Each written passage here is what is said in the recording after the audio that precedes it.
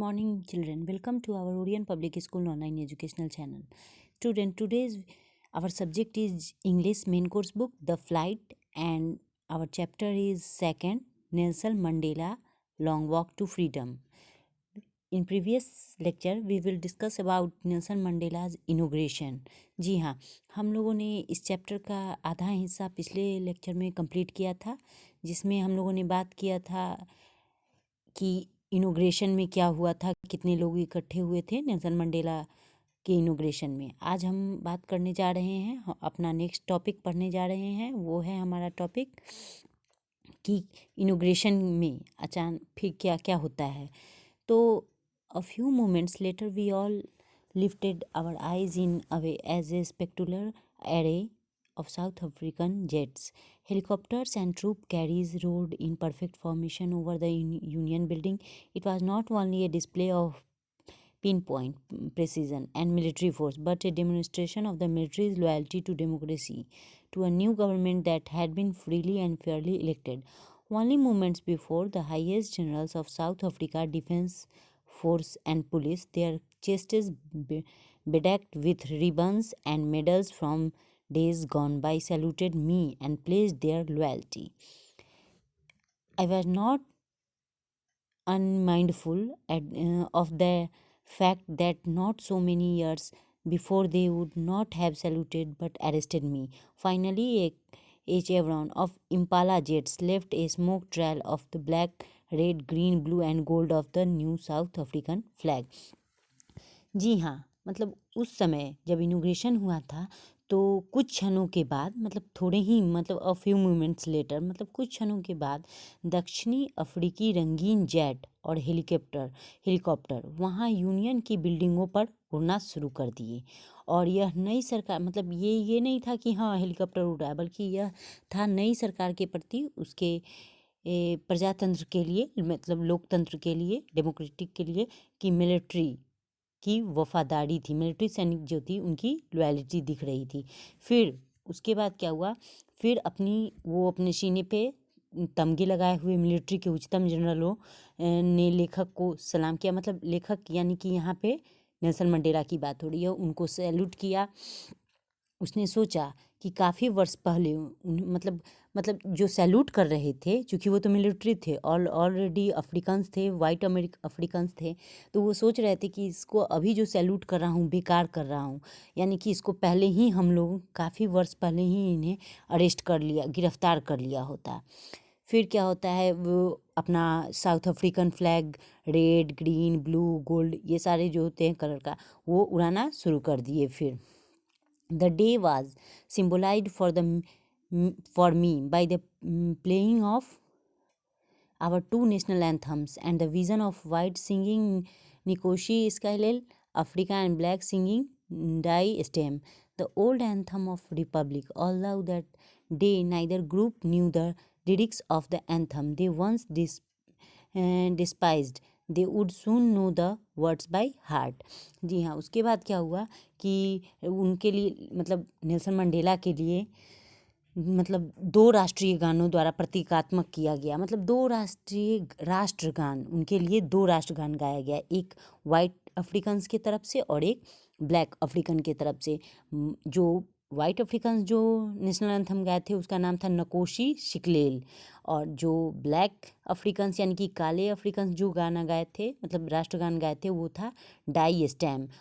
ये गाया, ये गणतंत्र के मतलब पुराने गान थे, यानी कि ये डेमोक्रेटिक का old song, old national anthem था. उसके बाद क्या हुआ, हाँ, they would soon no the words by heart, और ये मतलब पूरे दिल से गा रहे थे, ये सब जो थे उनके दिल से निकले थे.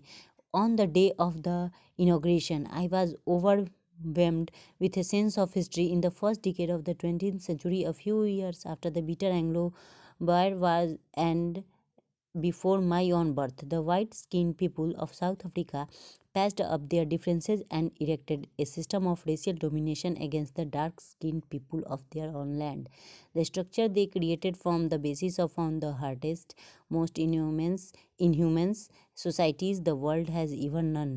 Now, in the last decade of the 20th century and my own 8th decade as a man, that system had been overturned forever and replaced by one that recognized the rights and freedom of all peoples regardless of the color of their skin. अब उस दिन क्या हुआ, मतलब उद्घाटन के दिन, मतलब नेल्सन मंडेला जो कि इतिहास के बारे में सोचना शुरू किए, मतलब बोलना शुरू किए कि पहले दशक में, फर्स्ट डिकेड में दक्षिणी अफ्रीका के व्यक्तियों ने अन्य काले व्यक्तियों के साथ अपने भेदभाव समाप्त कर लिए थे। फिर उन्हें अपनी श्रेष्ठता के सिस्टम को भी बना लिया था। यह सर्वाधिक सख्त समाजों का आधार था। अब यह व्यवस्था समाप्त हो गई थी। अब यह व्यवस्था थी जो सभी व्यक्तियों के अधिकारों और स्वतंत्रता को पहचानी जाती थी। मतलब अब तो एकदम 20th सेंचुरी में एकदम वो जो सिस्टम चला रहा था कि घोड़े जो थे वो ब्लैक पे शासन कर रहे होते हैं, वो करना बंद कर दिए। यानी कि सारे लोग जो हैं वो अब पूरा सिस्टम ही चेंज हो चुका था। फिर क्या हुआ कि हाँ, हजारों व्यक्तियों की कुर्बानी के पश्चात यह शुभ दिन आया था कि इनॉग्रेशन हुआ और वो राष्ट्रपति के पद के लिए चुने गए। फिर नेल्सन मंडेला ने स्वयं को भी उन सभी व्यक्तियों को निचोड़ माना। उन्हें कष्ट था कि वो उनका धन्यवाद नहीं कर सकता था। बस उन्हें, मतलब उन्हें ये था कि हाँ, मलाल रह गया कि हाँ, वो उन्हें धन्यवाद नहीं कर सकते थे। That day had come about through the unimaginable sacrifices of thousands of my people। जैसा कि अभी हम बताए ही हैं कि हजारों व्यक्तियों की कुर्बानी के पश्चात के बाद ही यह दिन आया था।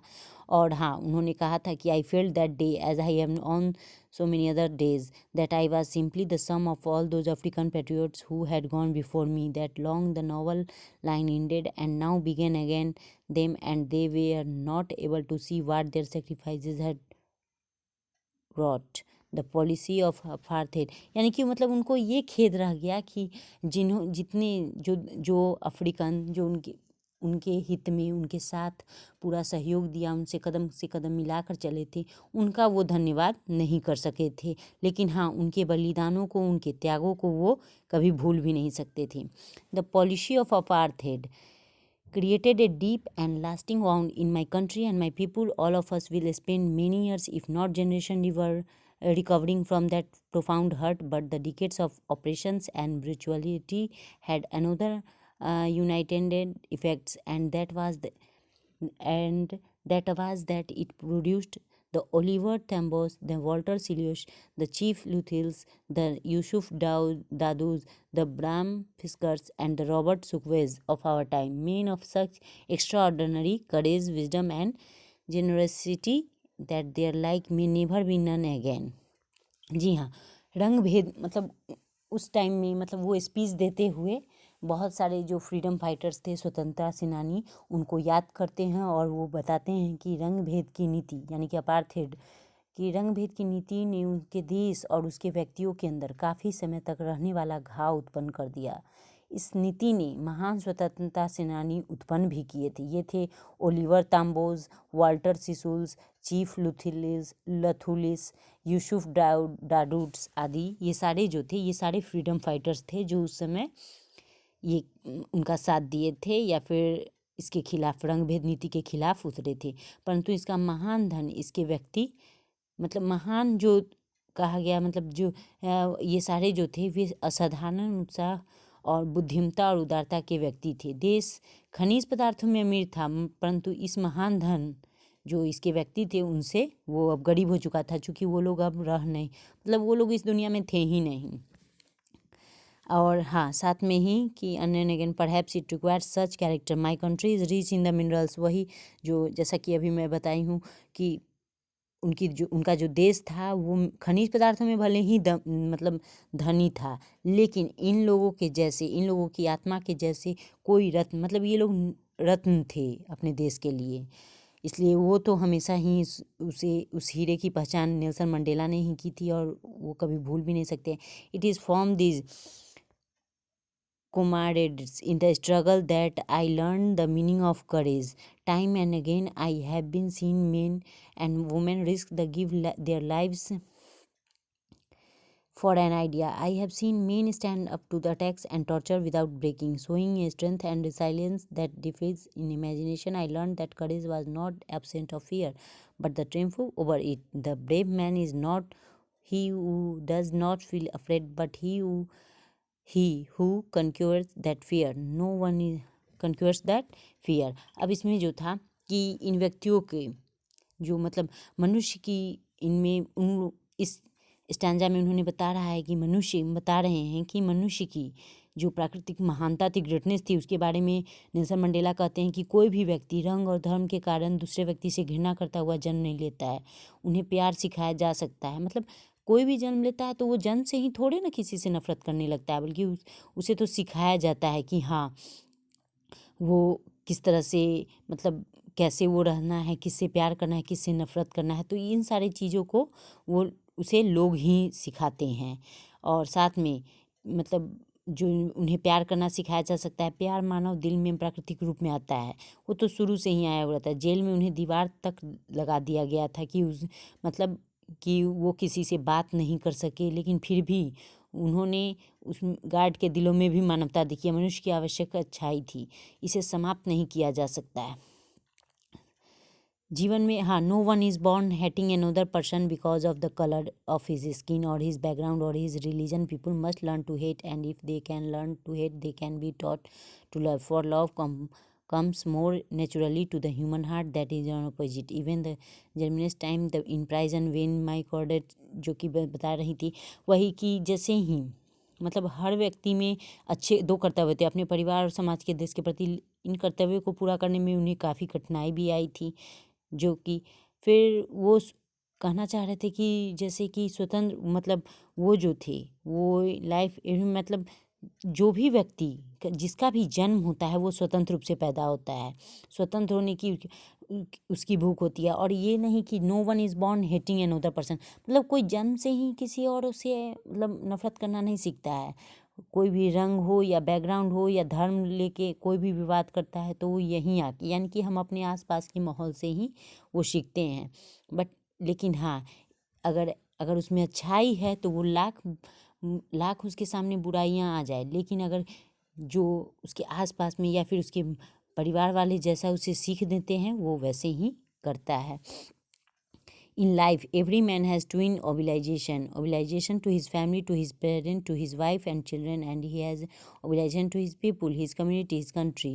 यानी कि सभी के जीवन में प्रत्येक व्यक्ति के दो ट्विन ओबिलाइजेशन होते हैं। एक ओबिलाइजेशन उनकी फैमिली के प्रति उनका कर्तव्य होता है, मतलब सबके लिए मनुष्य का जो कर्तव्य होता है वो सबके लिए होता है। किसके लिए जीवन में हर एक व्यक्ति के दो कर्तव्य होते हैं, जैसे अपने परिवार, अपने समाज और देश के प्रति होते हैं। और नेल्सन मंडेला को इन दो कर्तव्यों को पूरा करने में काफ़ी कठिनाई आई थी। यह इसलिए था कि दक्षिण अफ्रीका में काले व्यक्ति को यदि वह एक मनुष्य की तरह रहता तो सज़ा दी जाती थी। ऐसे व्यक्ति को अपने ही व्यक्तियों से अलग रहने के लिए मजबूर किया जाता था, इसलिए उन्हें अपने परिवार के प्रति कर्तव्य को पूरा करने की अनुमति नहीं थी।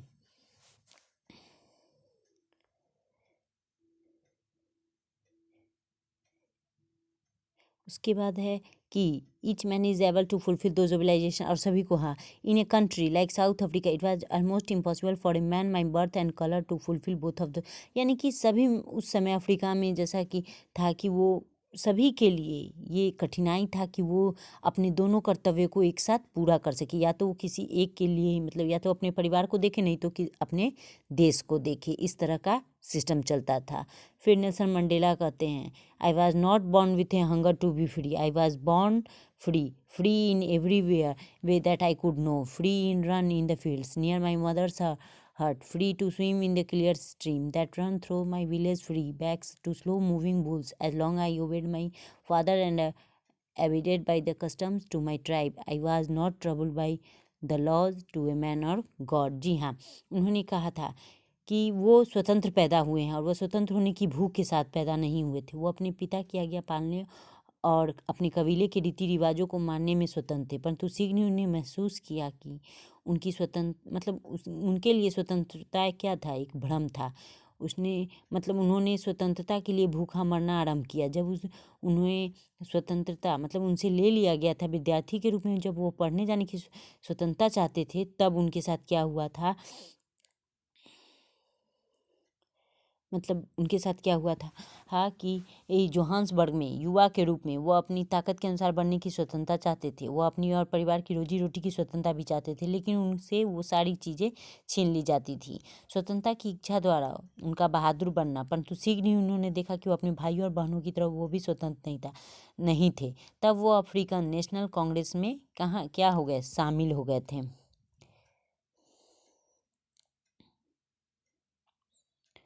फिर इसमें है जैसा कि आपका दिया हुआ, but then I slowly saw that I only was not my free, but my brothers and sisters were not free. I saw that it was not just my freedom that was curtailed, but the freedom of to everyone who looked like I did. That is when I joined the African National Congress, and that he is when the hunger for my own freedom became the greater hunger for the freedom of my people. It was the desire for the freedom of my people to live their lives with dignity and self-respect that animated my life, that transformed a frightened young man into a bold one, that drove law-abiding attorney to become a criminal, that turned a family-loving husband into a man without a home, that forced a life-loving man to live like a monk. I am no more virtuous or self-sacrificing than the next man, but I found that I could not even enjoy the poor and limited freedoms I was allowed when I knew my people were not free freedom in individual. The chains of any one of my people were the chains on all of them. The chains of on all of my people were the chains on me. I knew that the oppressor must be liberated just as surely as the oppressed. A man who takes away looked locked behind the bars a man who takes away another man's freedom is a prisoner of hatred. He is locked behind the bars of prejudice and narrow mindedness. I am not truly free if I am taking away someone else's freedom, just as surely as I am not free when my freedom is taken from me. The oppressed and the oppressor like are robbed of their humanity. जी हाँ, इसमें इन्होंने कहा है last में कि उन्हें feel हुआ, मतलब जैसा महसूस हुआ कि वह अपने भाई और बहनों की तरह वह स्वतंत्र नहीं थे। तब वह अफ्रीकन नेशनल कांग्रेस में सम्मिलित हो गए। स्वतंत्रता की उनकी जो भूख थी उसके व्यक्तियों की स्वतंत्रता के लिए अत्यधिक हो गई। उनकी व्यक्तियों की शान से रहने की स्वतंत्रता के लिए इच्छा ने ही उन्हें ताकत दी थी और उन्होंने इसे बहादुर बना दिया, मतलब इससे वो बहादुर बन गए। उन्होंने उसे एक भिक्षु की तरह रहने के लिए मजबूर कर दिया। उसके व्यक्ति मतलब उनके जो व्यक्तियों की जंजीरें उनके लिए भी जंजीरें बन गई। मतलब बिना मानवता के अत्याचारी और अत्याचार सहने वाले जो होते हैं, या ये उनकी नज़र में, नेल्सन मंडेला की नज़र में, कि अपराध करने से ज़्यादा अपराध सहने वाला होता है गुनहगार। उनका मानना यही था कि जो अपराध ज़्यादा मतलब जो अपराध के खिलाफ आवाज़ नहीं, अत्याचार के खिलाफ आवाज़ नहीं उठा रहा है, इसका मतलब वो सबसे ज़्यादा गुनहगार है। फिर उन्होंने लास्ट में यही कहा है कि I knew that operation must be. जी हाँ, बिना मानवता के अत्याचारी और अत्याचार सहने वाले मतलब के बारे में नेल्सन मंडेला जानते थे कि अत्याचारों को अत्याचार सहन करने वालों की तरह स्वतंत्र किया जाना चाहिए। एक व्यक्ति जो दूसरे की स्वतंत्रता छीनता है वो घृणित हो जाता है। कोई भी व्यक्ति स्वतंत्र नहीं है। यदि वह किसी दूसरे की स्वतंत्रता अगर छीन रहा है या ले रहा है तो दोनों अत्याचारी और अत्याचार करने वालों से मानवता छीन जाती है। जी हाँ, कहने का ये मतलब है कि अगर हम किसी के साथ स्वतंत्रता छीन रहे तो ऐसा नहीं है कि हमारे पास भी स्वतंत्रता रहेगी। आज न कल स्वतंत्रता छीन ही जाएगी। That's all in this chapter. We will complete the question answer on your school WhatsApp group. Thanks for watching the video. Thanks once again.